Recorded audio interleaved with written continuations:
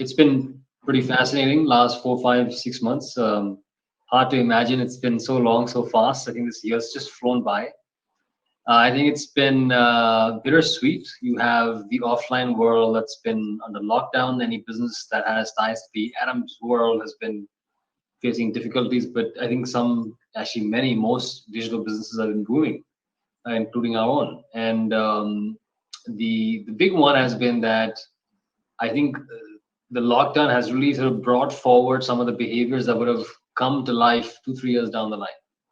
Everybody's sitting at home. Everybody's connected to the internet and spending more and more time on devices and finding ways to do things they were doing offline before, now online.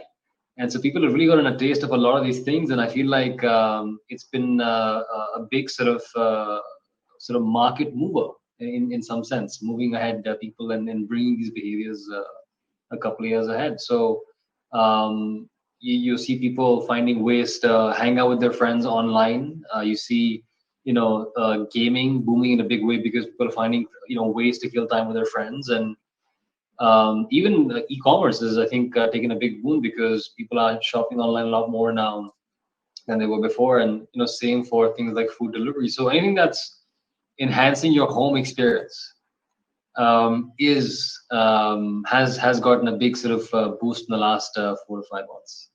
Any problems or challenges you think the ecosystem can also solve in this reality that most startups need to come in and walk into this, because it's a newfound reality. No one was prepared for it.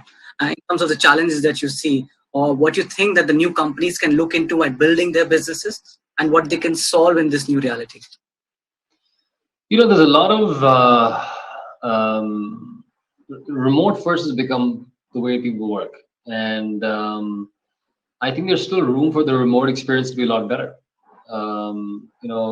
After a point, staring at a screen for 14 hours a day becomes pretty tiring. And doing that 6, 7 days a week for months at a time can be pretty exhausting for people.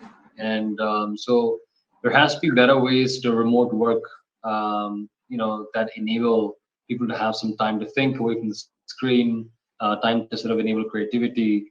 But it really depends, honestly, what dimension are you talking about? Are you talking about businesses coming and solving for the remote reality? Are you talking about businesses evolving to the remote reality?